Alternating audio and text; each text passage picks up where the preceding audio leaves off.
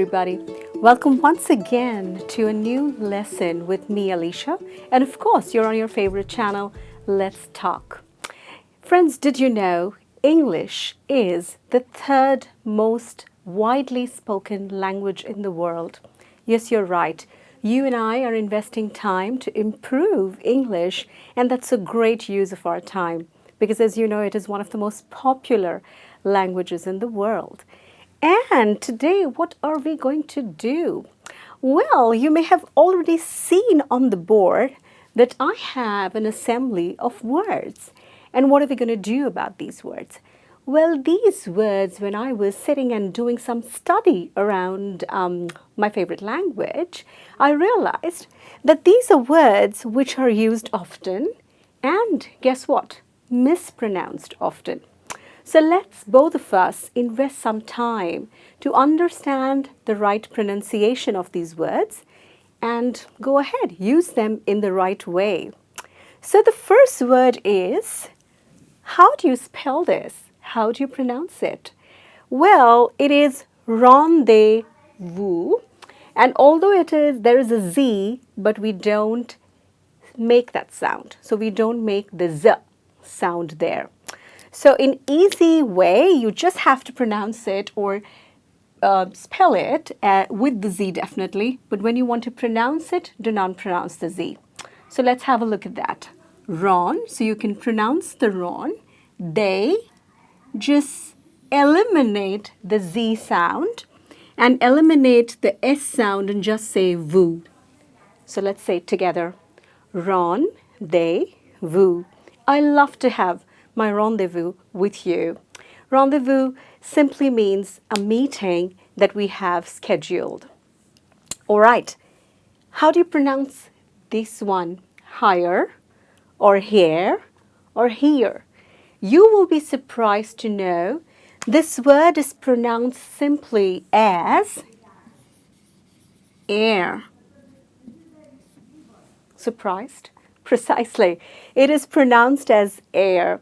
And this word clearly means someone who is an inheritance or a natural inheritance of perhaps a throne or more than something, a property or more than property sometimes. So if you've watched movies and you have seen stories and you're very, very interested in stories where the king's son would be the natural heir to his or her throne. Okay, now what's this? What's this? Yeah, cash. We all clear it. We have it on our mobile, on our computers. It is a little place in our computer and our mobile which stores data or memory. And you have to clear it if you want your particular device to give you optimum usage. Okay, so how is it pronounced? It is pronounced as follows. It is pronounced as cash. So, the sound that C makes here is the K sound. So, you pronounce it as cash, just as cash, money. Okay, this one's my favorite because all of us, and I see most of us pronouncing it as forte. We break it into two syllables. But friends, it's only a monosyllabic word. It is spelled as, or pronounced rather, as fort. What do you mean by fort? Any strong point or any ability that you're very good at is said or is supposed to be your fort and not your forte. So, for example, hey, singing is your fort, which means you sing very, very well. Status or status? I want you to think about it. Well, it is actually status. So, when you pronounce the word, break it into two syllables and say stay, and then say status. So, it's not status, it is status, which is the current situation of anything. So, what's the status on your preparation for your English test? So you will not say status, you will say, what's the current status? Oh, my current status is all prepared. I'm sure you are prepared. What is this? Is it a suit or it's a suite? Well, it is spelt like a suit, but in reality, it is a sweet, which is written as just like sweet, which is the taste sweet. Or I'm fond of sweets and I have a sweet tooth, believe you me, I do. And it's basically a hotel room which you usually book when you're going for a lovely vacation. This one is quite new and I wanted to share it with you because it has a good meaning and it also is one of the words which are mispronounced. It is chicanery, and again the sound made by C is not K or S, it is sh. The SH sound, chicanery, and it means deceit or deception. So cheating, you know. So let's make a quick sentence. Let's not get involved in chicanery in office. Let's not get into cheating and deception because that's not recommended. All right, this one's my favorite because I love to dine out.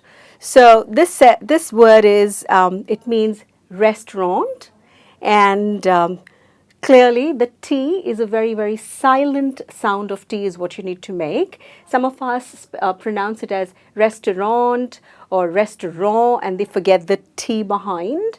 But you can clearly say it as restaurant, a very slight word, a very slight sound of the T, a very slight T. All right, let's come to bowl. And I know that a lot of us say and pronounce it as bowl. I'm going to give you a very quick tip. When you say bowl, remember rock and roll. All you have to say is bowl will roll like rock and roll. So if you remember roll, you will never go wrong. Just say bowl. Your O will be as in rock and roll, so you will never go wrong. Now, jewelry, I know a lot of us spell this word in the right manner, but pronounce it as jewelry because we typically want to follow the way the word is written. But the right pronunciation of the word is jewel. So say the word as jewel and then add the RY to it. So it becomes jewelry. Chauvinism, you cannot, the sound that C makes here again is the sh. Chauvinism. Chauvinism clearly means the excessive belief that one's race or creed may be the right one. Like, the most common use of this word can be when we want to get rid of male chauvinism. So chauvinism is another word which is mispronounced, but I'm sure effective today you're not going to pronounce it like that. This word is gauge, and it's not pronounced as gauge. A lot of us do that. Now all you have to do is remember, say it as gauge. So convert it into an easy spelling of it, and this G turns into the J sound, the J sound. So the moment you say gauge and you remember the sound A sound, you will not go wrong and you will not pronounce it as gauge. You will clearly say gauge, which is to measure something. All right, this one is my favorite because I most often see people pronouncing it as conch. Could you guess what the right pronunciation of this word is? Well, to my surprise and yours, it is pronounced as kunk. And I'm going to say it once again. It's pronounced as kunk. So the sound that C makes here is the K sound. K sound. So you can pronounce it as kunk.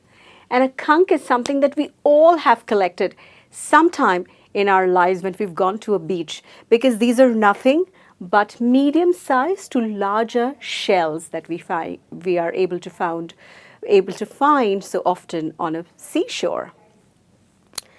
Entrepreneur, easy word, friends, you don't have to worry. Break it.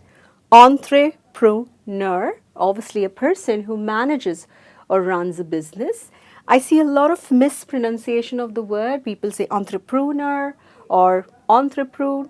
It is simple. You just have to pronounce it as entrepreneur, a person who manages and runs a business. Let's go to academic. A lot of us pronounce this word as academic, so we stress on the second syllable. But actually, it is academic and not academic. So, academic, there is a stress on the third syllable. All right, this is a word that I wanted to include here because this word can be used both as a noun and as a verb. So, the word is address. You have two versions of it. One is a noun version and the other is a verb version. So both of them can be pronounced in the similar manner. However, you may want to change the stress on the syllable depending on the form of the word or the version of the word that you want to use. So let me demonstrate an example. So if you want to know the physical address of something, so if you want to know the address of your school, college, or your office, then you would say, what's the address of your school? So that's the noun form of the word. And if you want to use the word in the form of verb, which is, I want to address you by your first name. So that's a verb because you want to address somebody with their first name. And here when you say address, then you can spell or stress the second syllable. You can pronounce it with a little bit of emphasis on the second syllable. All right.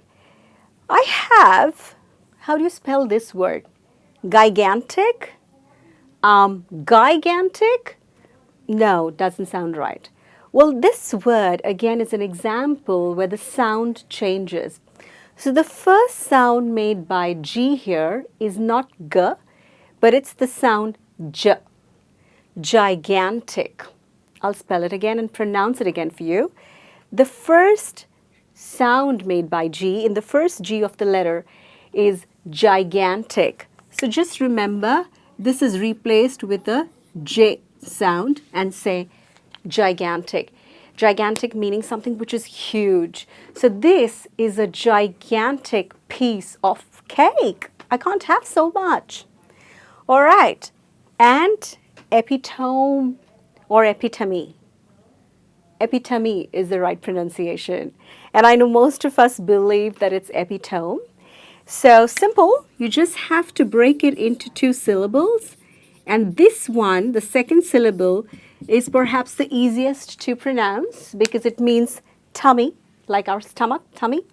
So epitome, and an example for epitome would be, the meaning of this word is something or someone which is who is a perfect example of something. For example, let's talk is the epitome of learning.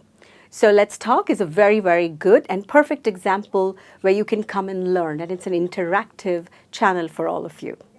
All right. So I wanted to share this particular list that I made for all of you, where I have chosen words that are used extremely often and are mispronounced, and I'm sure you have enjoyed, and it's kind of a revelation of sorts where you realize that most commonly these words have been mispronounced. So go ahead, practice them, and I'll see you in the next lesson. Goodbye.